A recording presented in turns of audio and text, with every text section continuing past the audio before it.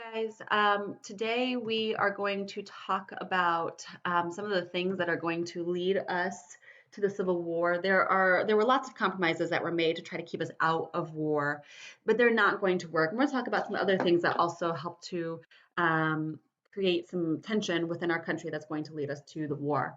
The first thing that we're going to talk about is the Missouri Compromise. This is something we would have talked about already had we been in school. The Missouri Compromise happens in 1820. So this has happened during President Monroe's presidency. The issue is that this time we have an equal number of free states as slave states. So that's important because that helps to have a balance of power in the Senate. We want to make sure, people want to make sure that we have that balance so that free states can get what they want, slave states can get what they want, or at least they can block each other from getting things that they don't want each other to have. Unfortunately, that's not going to stay that way. So we have this territory that came from Louisiana Purchase, and from that territory, Missouri wants to become a state, and they want to become a slave state. And of course, northern states, those free states are saying, whoa, no way, we do not want that to happen. And so Henry Clay, you know Henry Clay, guy from the Corrupt Bargain, he had the idea of the American system. He is our great compromiser. He comes up with compromise. It's called the Missouri Compromise, where he says that Missouri can be a slave state, Maine can be a free state. And now we'll still have that balance within the Senate. So you see here that these are our slave states, these are our free states. But there were two other parts to the Missouri Compromise. In addition to these two becoming states, they also agree that any of the territory that becomes a state from now on that is above the southern border of Missouri. So any of this territory up here, if it becomes a state, it cannot be a slave state. It has to be a free state. And then anything under here would be open to slavery. And then finally, the idea of the Fugitive Slave Act is reiterated, that idea that slave owners have the right to go into free territory retrieve the runaway slaves. So this is important to know because that whole idea of Missouri Compromise is going to be challenged after the Mexican-American War. So we have the Mexican-American War that we just talked about on Monday, where we have the border of Texas that is established, and then we get all of this land from Mexico. And now remember, we have this compromise line. However, that line is going to become a problem when we are trying to decide what we're going to do with all of this new territory. So just kind of to get this started, we have a senator named Lewis Cass who is running for president. He is a Democratic candidate. And he comes up with the idea of popular sovereignty. In general, the idea of popular sovereignty is the idea that the people are the ones who have the power. They are the ones who decide what happens in government. And he uses this idea specifically for slavery. So the idea is that anytime a new territory wants to become a state, the people in that territory would vote on whether or not slavery was permitted. So you give the power to the people. And this actually is a popular idea on both sides. Both the South and the North think, great, people are going to vote our way. And this is going to lead also to a political party. So a new political party is formed around this time. The two main parties are the Whigs and the Democrats, and neither one of them are going to take a firm stand on slavery because they want to win the election of 1848. And if they took a firm stand on slavery, one way or the other, they know they're going to lose people who will vote for them. But there are people within the Whig and the Democratic Party who are upset about this, who feel like we need to have this conviction about slavery. We need to stand up and say slavery is not okay and should not expand.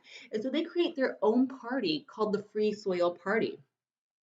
And their sole purpose, their major purpose, is to make sure that the territory gained in the Mexican American War is going to be free soil, is not open to slavery. And Southerners are upset. They think, oh my gosh, there is a political party whose sole purpose is to end our way of life. Slavery is a way of life for the people in the South, and they feel like they're being attacked. And maybe they should create their own country if they have so many people who are against how they live. Um, we're going to end up with a compromise that is going to help us decide what to do with that new territory that we got from the Mexican American War. And again, Henry Clay, you're going to see Henry Clay again, our great compromiser. He is going to have debate upon debate against John C. Calhoun about what we should do with this new territory. And he's going to wear both of them out because John C. Calhoun is going to die pretty soon. After this compromise. So what ends up happening is to make the North happy, California becomes a free state. Although this is not like a big thing because had we been able to do the gold rush together, you would know that California, before they became a state, they became a republic and they made their own constitution. And in their constitution, they said slavery was not allowed. So this is kind of like, okay, they already said this. All right, California becomes a free state. Slave trade is banned in Washington, D.C. This does not mean that slavery is banned, but it means that we can no longer buy and sell humans in our nation's capital. To make the South happy, the idea of popular sovereignty, so people get to choose, they get to vote, is going to be used for New Mexico and for Utah. And then a new thing, a new Fugitive Slave Act is going to go in place. And this Fugitive Slave Act is going to have more teeth. So now government officials can arrest anyone accused of being a runaway slave without a trial. So there's no way that people are able to prove that they are a slave. So somebody could say, hey, that person over there, that person's my slave, and they can be stolen. On top of this, Northern citizens can be compelled to help authorities capture those runaway slaves. So even if I am somebody who is completely against slavery, I have to help. This is going to lead to a lot of problems. Northerners are really upset, and more Northerners are going to be convinced that slavery is evil. A lot of people who are free people are going to be stolen into slavery. There was a movie a few years ago, 13 Years a Slave, about Solomon Northup, who was one of these people who was a free man and was stolen into slavery, and it took him 13 years to get back his freedom. And there are going to be groups in the North who band together to oppose slave catchers and make sure that they can't get those people that they're after. It's also going to inspire a woman to write a book, and we'll talk about that book here in a minute. But just so that you guys can see what happens now after that compromise. So you can see that this area right here is close to slavery. So this is not going to be area that's going to be used for slavery. And honestly, a lot of this area wouldn't be good for slavery because it doesn't have the type of soil needed for the crops that really employ slaves. You see that these light pink areas are free states. The light green areas are slave states, and these are the states where the people get to choose whether or not they are going to be free or slave. So I told you that the compromise inspires somebody to write a book, and that woman is Harriet Beecher Stowe. She was the daughter of an abolitionist minister, and she writes a book called Uncle Tom's Cabin, which you might read in high school. And the purpose of this is to show slavery from the point of view of a slave, to show us how horrible slavery actually is. This is a bestseller in the United States, sells 300,000 copies in the North. However, in the South, in some places, it is banned. And a lot of people in the South say this is total propaganda. This is not true. We treat our slaves much better than this. We're actually saving them. We're giving them Christianity. We are giving them food and shelter, and this is just total propaganda.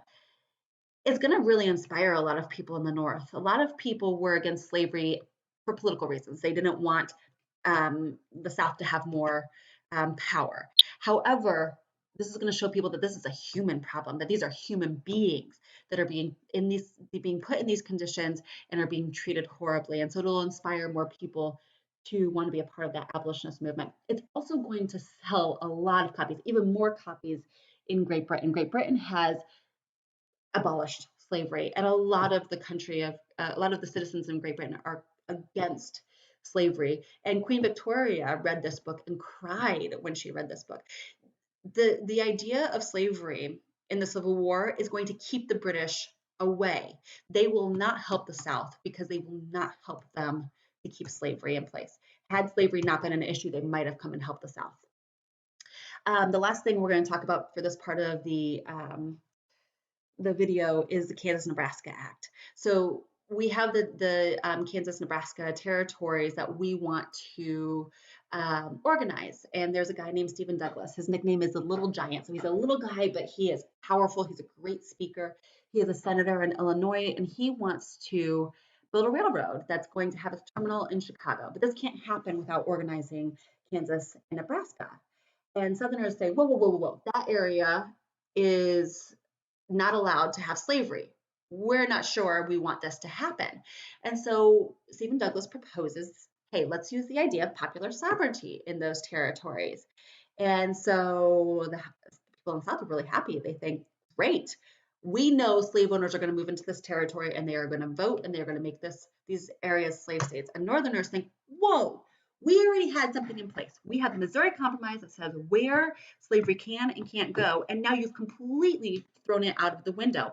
And so what's going to happen is you're going to have pro-slavery people who are going to flood into Kansas, as well as anti-slavery people. So those pro-slavery people, a lot of those people were called border ruffians. They're people from Missouri who flood into Kansas to try to sway the vote towards slavery. You're also going to have a lot of anti-slavery people, a lot of people who are called homesteaders, people who want to move west and be able to have small farms, to be able to have their own happiness, have their own lives. And they felt like if slavery were allowed, then you have plantation owners who are taking away that land from them. And so that's going to lead us to something that we'll talk about in the next video, bleeding Kansas. So I will see you in the next video.